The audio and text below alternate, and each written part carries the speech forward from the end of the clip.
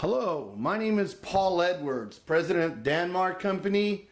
Want to do a DVD here for you on the safe startup of the Olas Ti, the safe startup of the Olas Ti, as well as the safe usage of adjustment, the safe adjustment of the Olas Ti.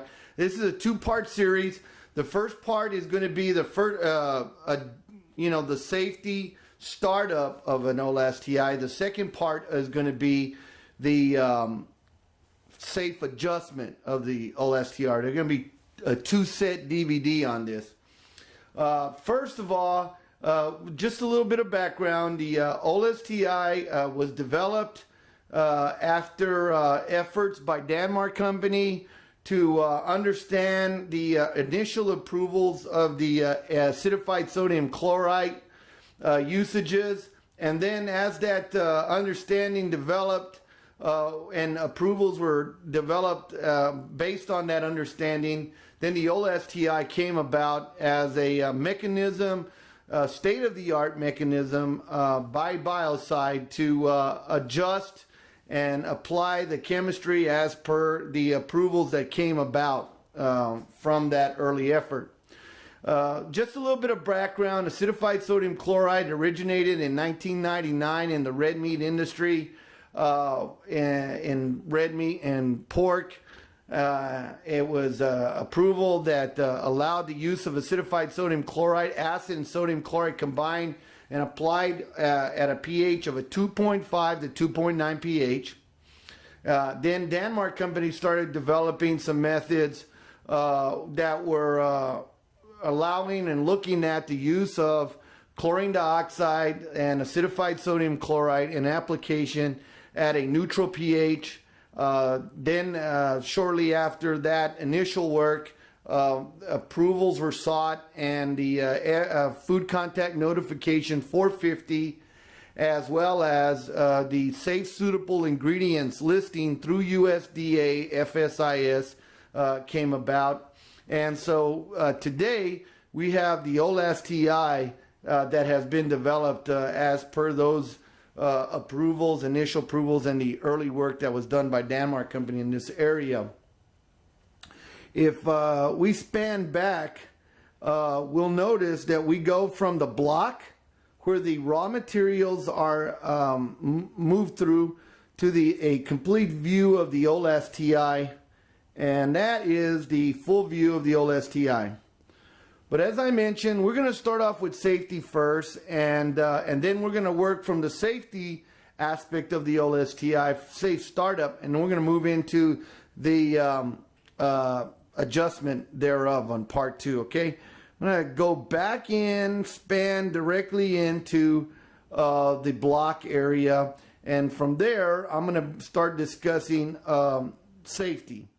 The use of acidified sodium chloride and to use it in a safe manner. Okay, well, we have to remember that acid and sodium chloride, when they're going to be used through the Olas Ti, are usually a very strong level of concentration. Okay, and so for the acid, we will find that with the corrosive label on it, and as far as the sodium chloride is concerned, we will find that at corrosive level as well.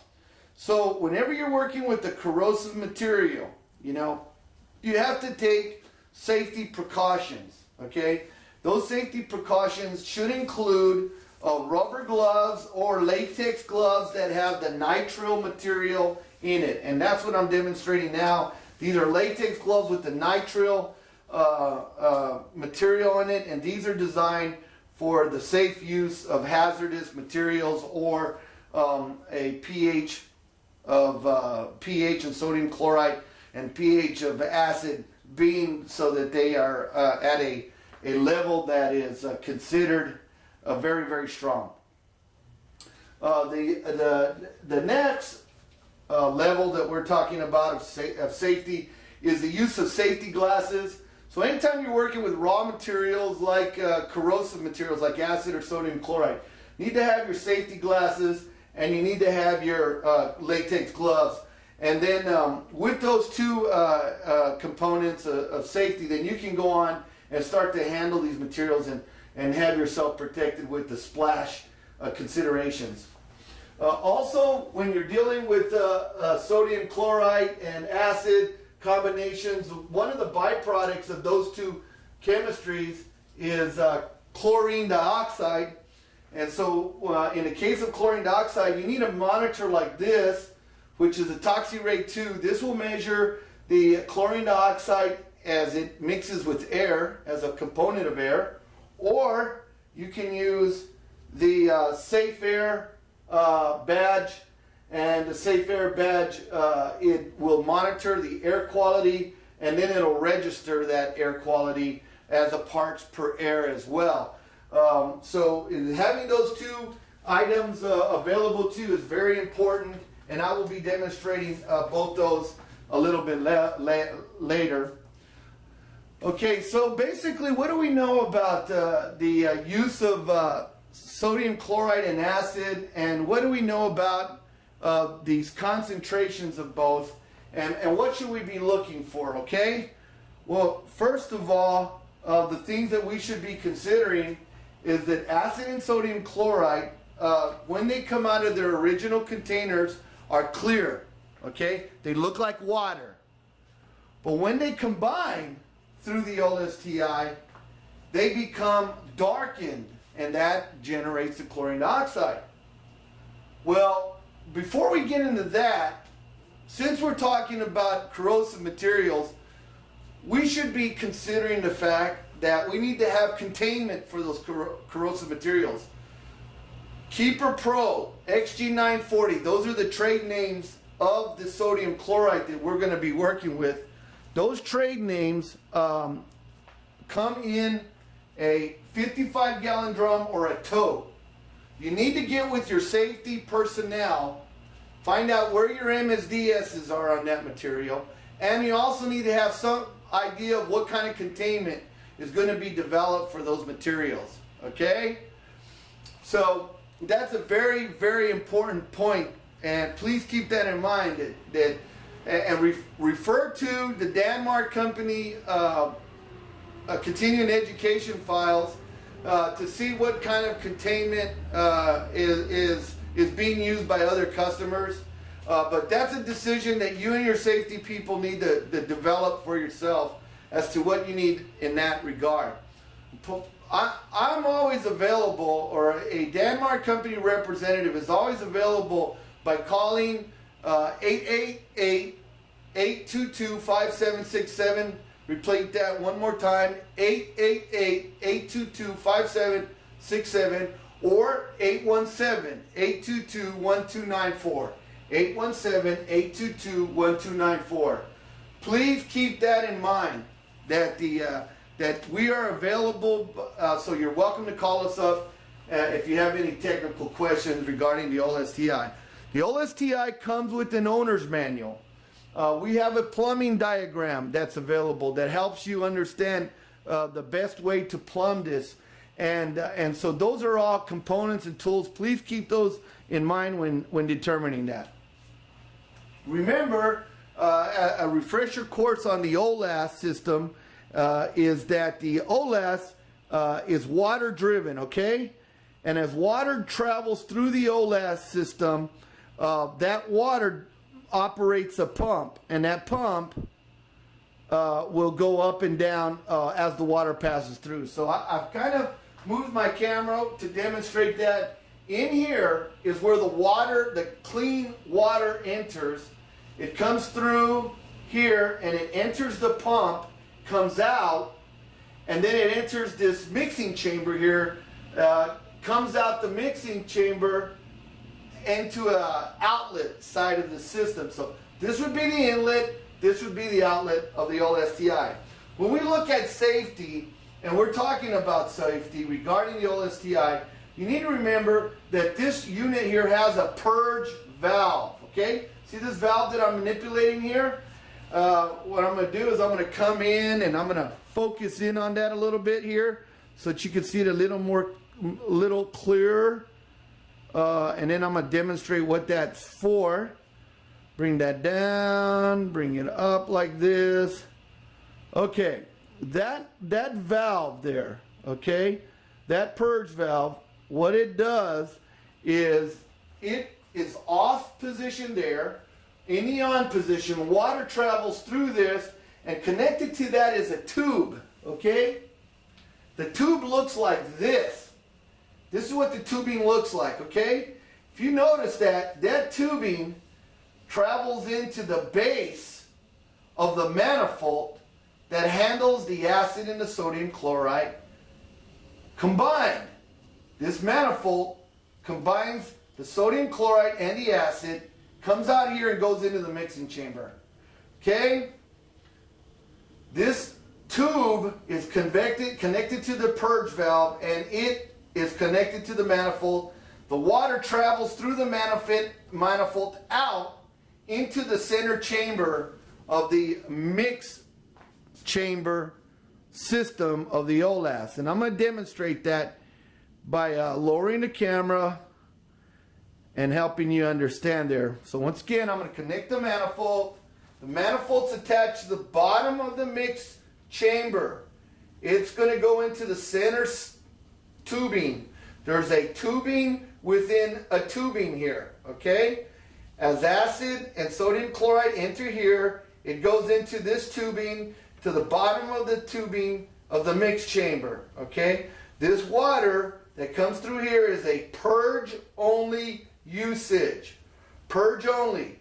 If you want to purge the water, you want to purge the chemistry out of here, you use that water to do so. If you want to purge the chemistry out of the center tube of the Olas Ti, that's the purpose of it. So once again, it's for purging. Purging only. Now we're going to discuss purging just a little bit here with you. The thing about purging, a lot of people don't understand. And by the way, I disconnected the manifold that has the purge line connected to it because I wanted to go on and explain a lot of these components of the Olas without any kind of distraction of lines and stuff like that, because there are some technical aspects to this I want you to understand. But if you were to look at the mix chamber here, and the reason why it's called the activation chamber or the mix chamber, you can use either term, activation or mix chamber. The activation chamber, right in the middle here of the Olas activation site, has a tube within a tube. All your raw materials, your sodium chloride and your acid, goes into that center tube undiluted.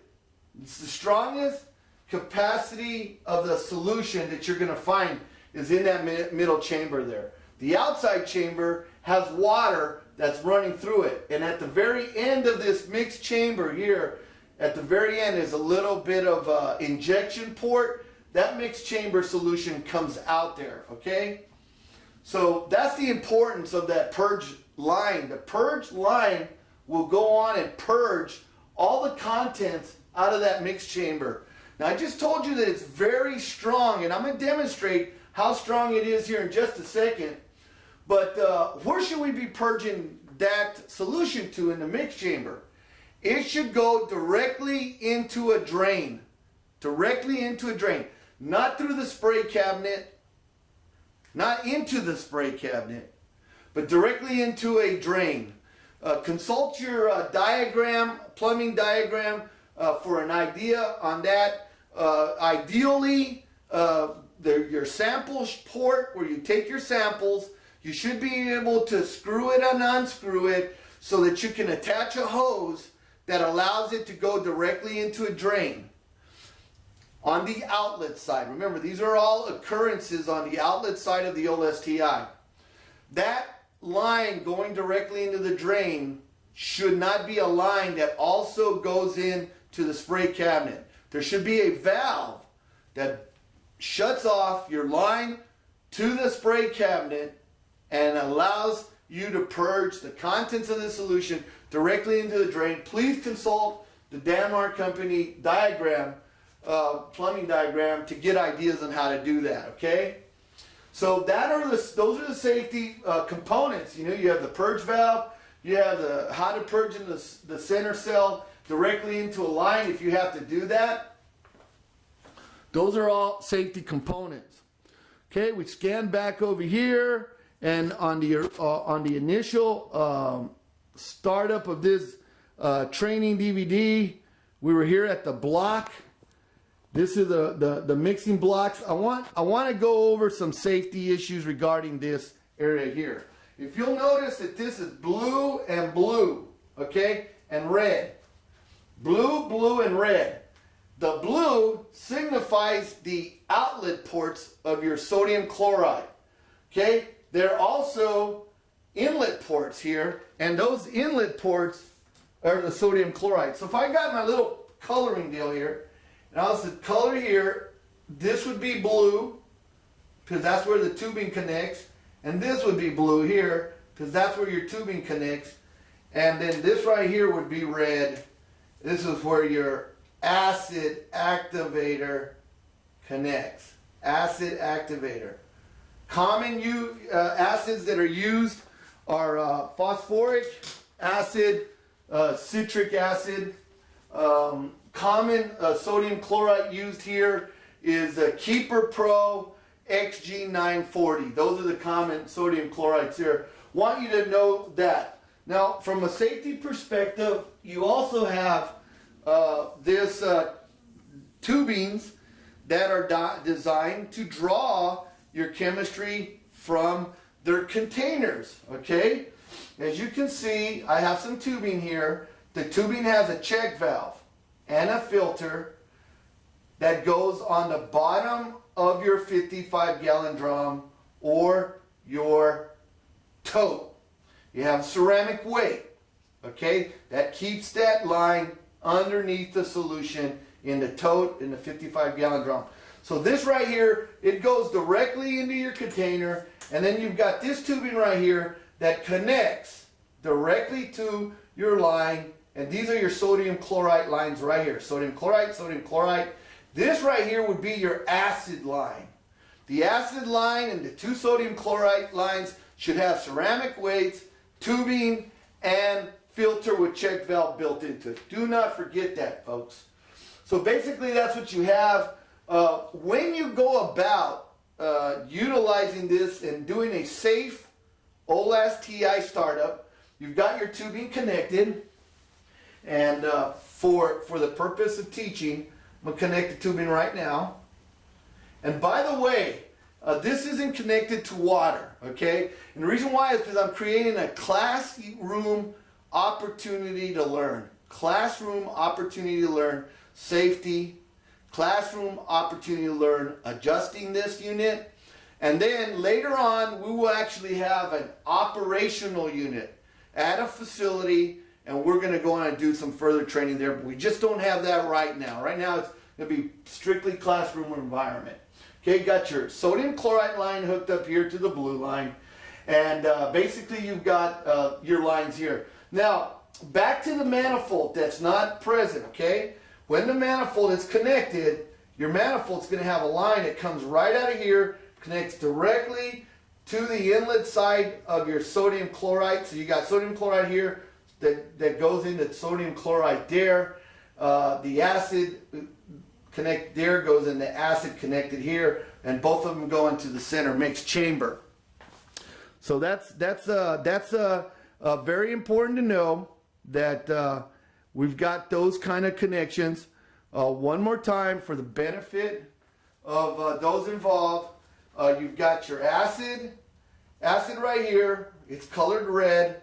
Blue is your sodium chloride. Here's where your tubing is connected to your sodium chloride here. Here's where your tubing would be connected to your sodium chloride there. Okay?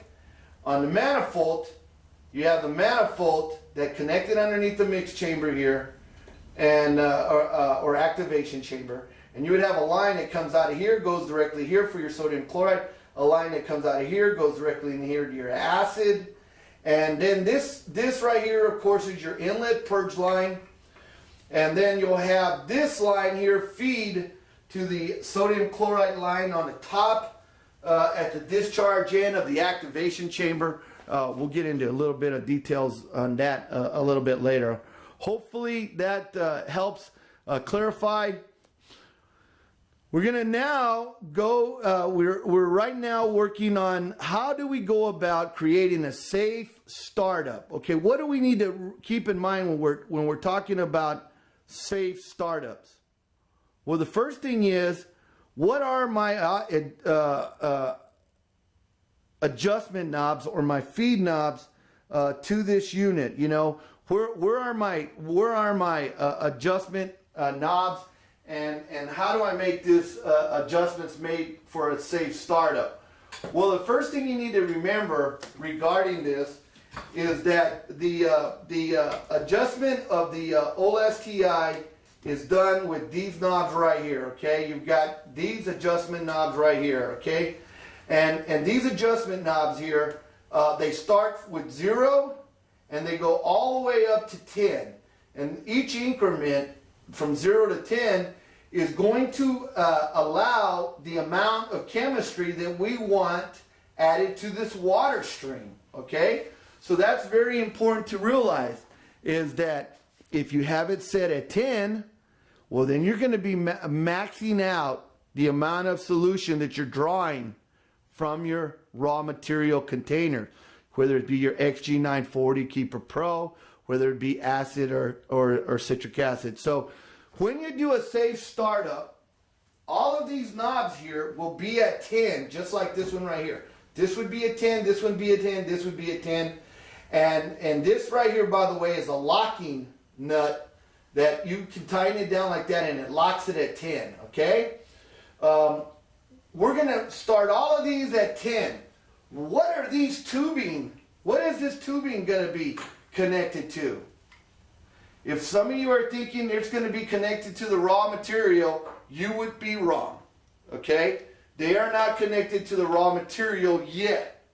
In a safe startup of the Olas Ti, you want those lines running directly to a 5-gallon pail of water, and draw this solution, the water solution, through your system. So as the water comes through here, this pump goes up and down, up and down, up and down, up and down. When it goes up, it draws water. The water is in a 5-gallon pail and you're sucking it through the line. It's entering at the bottom here, okay? So you've got water being drawn, and I'm going to lower this here so you can see what I'm talking about. You've got water being drawn.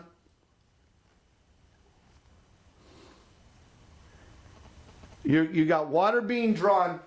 Your knobs are set at 10. You have water being drawn down in each one of these lines. And as soon as the water comes all the way through these outlets and into their specific areas, whether it's the center mix chamber or into the top of the Olas here on your sodium chloride,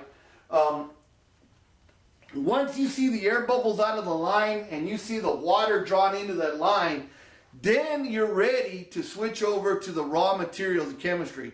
But all startups, when you're making sure that this pump is functioning correctly at the first time, should be done with water. Just, be on the safe side. Once you've drawn your water through your lines and everything like that, then you can pick those tubings out of the 5-gallon pail of water and drop them in to your acid and sodium chloride, and then you can start drawing the acid and sodium chloride through that, and then you're going to have an activation. I'm going to simulate an activation that occurs in the center cell because I don't have water, and I'm also going to demonstrate how the ToxiRay 2 and a badge work under those circumstances. Okay? Remember that acid and sodium chloride in its raw state is clear. Let me show you what I'm talking about. Pulling a sample right now, and I'm gathering a sample of acid and sodium chloride for you. Okay?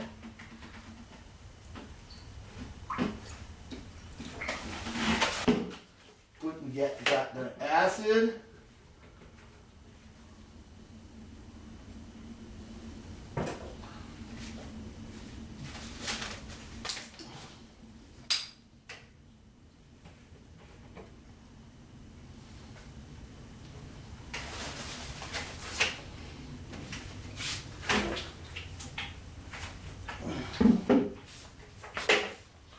This is what I mean by acid being clear. This is the acid container, okay?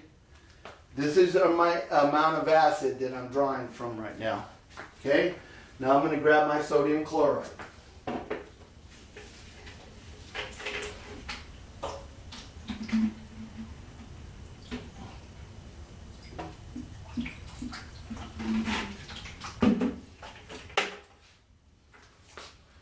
Here's my sodium chloride, also clear, okay?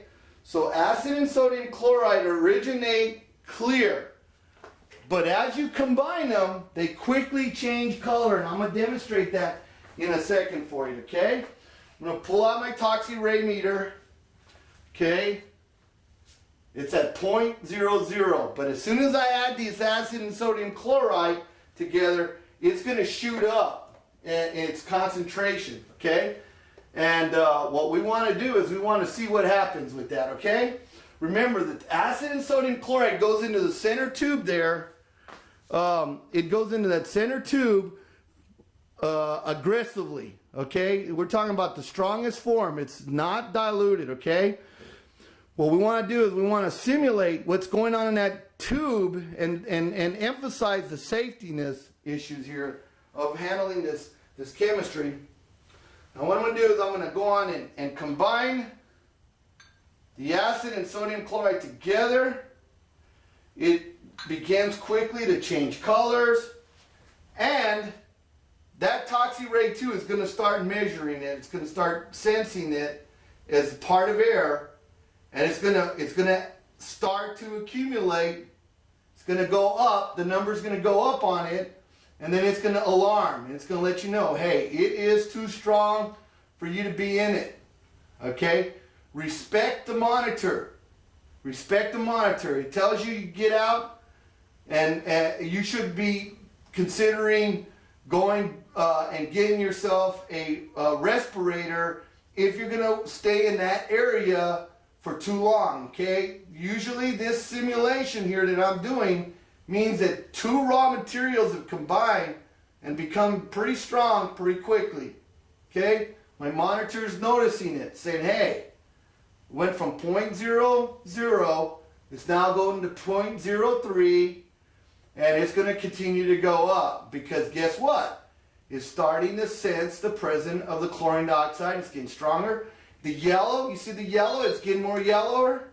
See, now the alarm is saying, hey, what's going on here? What's going on? This is strong. This is high. Okay? Respect the alarm. Respect the monitor.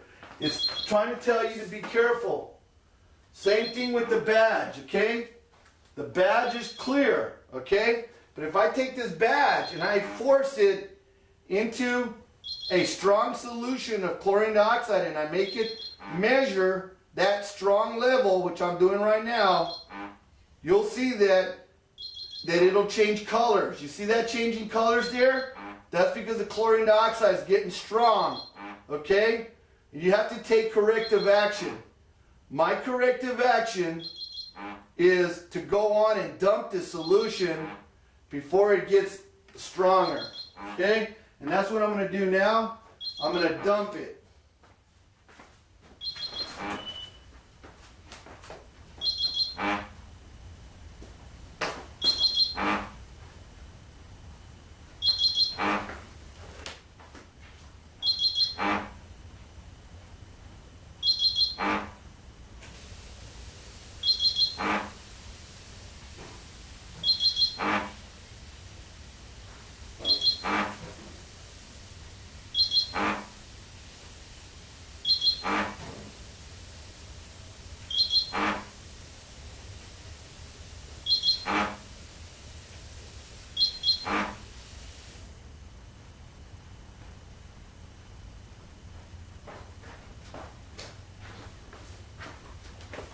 Okay, no chlorine dioxide, no odor, no alarms, everything's under control.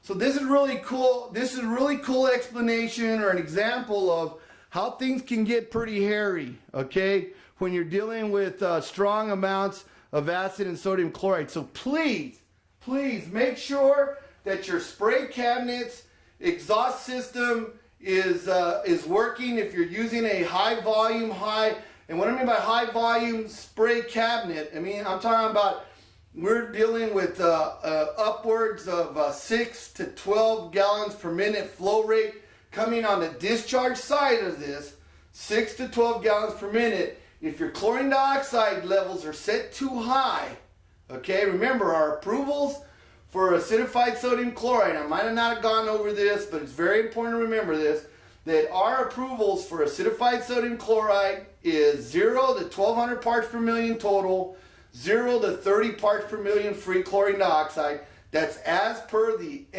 FNC Food Contact Notification 450 or the Safe Suitable Ingredient approval by USDA. We'll repeat it one more time. We are approved for 0 to 30 parts per million free chlorine dioxide, 0 to 1200 parts per million total sodium chloride, and a pH of 5 pH through 7.5 pH. That is the approval that we use, and this is where we monitor that. That would be at the discharge side that you would want to adjust that. If you're upwards of 30 parts per million free chlorine dioxide, your flow rate is something you have to monitor, and you also have to look at whether that cabinet's exhaust system is handling the amount of flow of the chlorine dioxide level that you're using, okay? These are complicated issues, but I can help you determine that.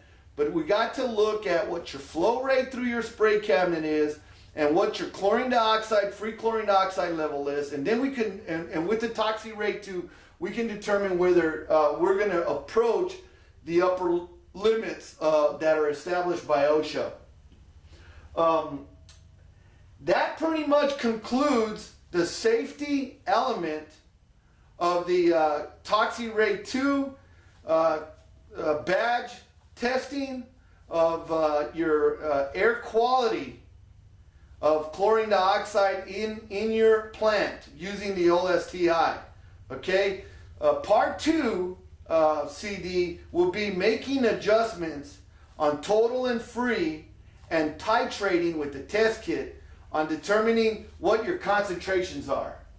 I hope this answers preliminarily the questions about a successful and safe startup of the Olas Ti and how to correctly use your monitor to determine that you are working in a safe environment with raw materials, rubber gloves, safety glasses at all times, utilizing these type of chemistries, and Toxi Rate 2 determine air quality as you're getting things set up, and then finally running the system through with the water only until you've got the chemistry run through your wetted ends into your chamber, whether it be your activation chamber or your line going directly into your total sodium chloride line there, and running water, making sure that that's fine, and then moving on to adjusting and titration of your Olas Ti.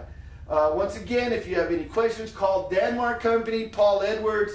It's our intention to provide quality continuing education products to our customers. Our customers make it possible for us to create this type of training aids, and we want to do the best job we can for our customers because of that. Thank you very much and have a great day.